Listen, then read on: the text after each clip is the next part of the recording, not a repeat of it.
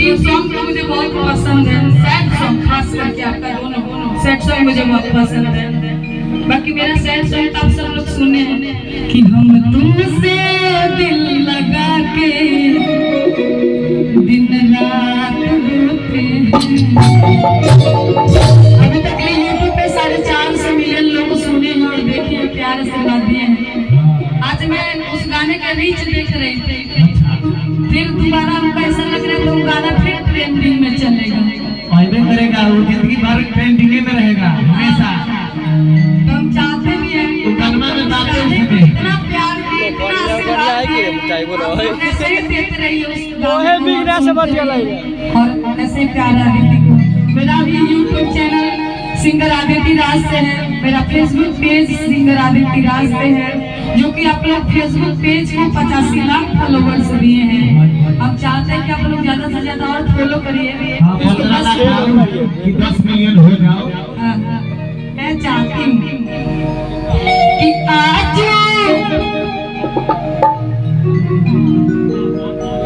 अच्छा आपकी बहन की ब्याह है तो हमारी भी बहन है वो, तो हम लोग बिल्कुल बहुत मस्ती कर रहे हैं, बहुत अच्छा लग रहा है बहुत।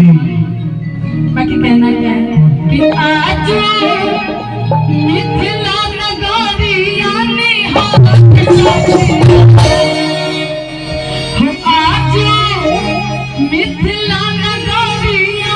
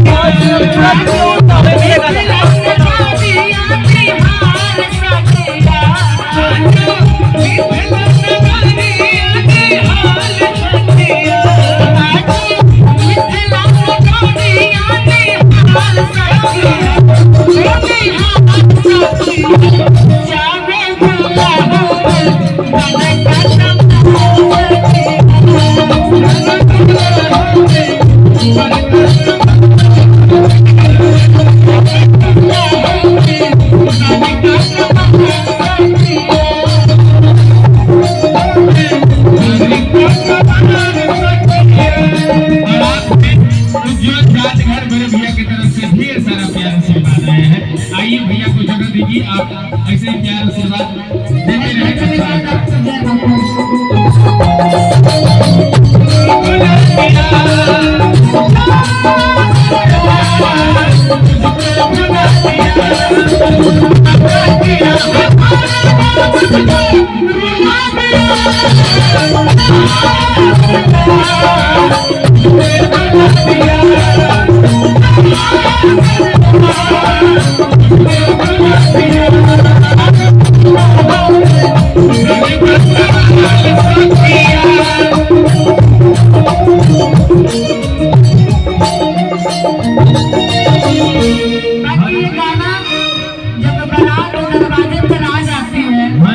और लोग दूल्हे राजा को उतारने जाते हैं, जैसे घर की माते बहन, सखी सहेलियां, कुछ चाची, कुछ भाभी, कुछ दीदी लोग जाती हैं, तो बड़ा प्यार से बताती है और कहते प्यार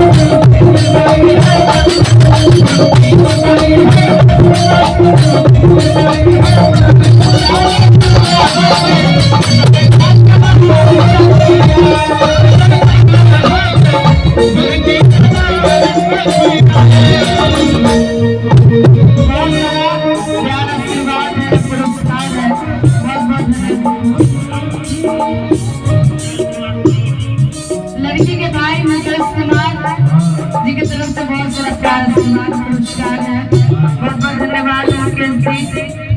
बाकी आपको हमारे आपकी बहन आज विदा हो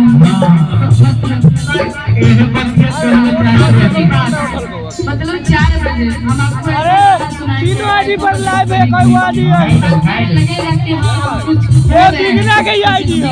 हम ओके बना दिया तू बनाई उस तरह से हो जाते रहता है। एगो चैनल पर लाइव आ के हो लोग ए फोटो बना ले हमारे बराबर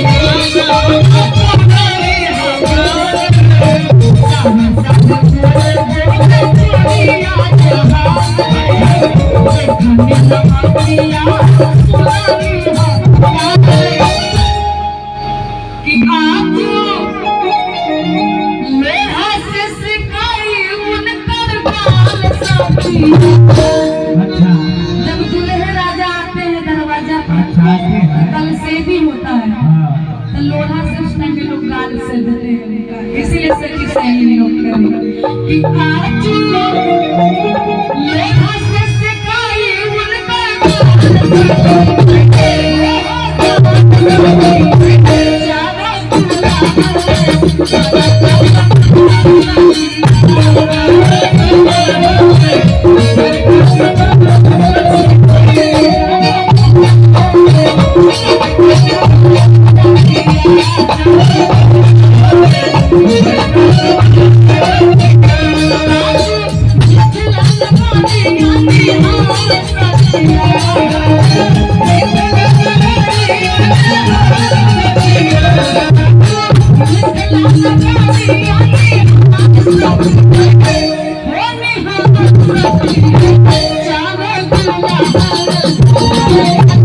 Yeah.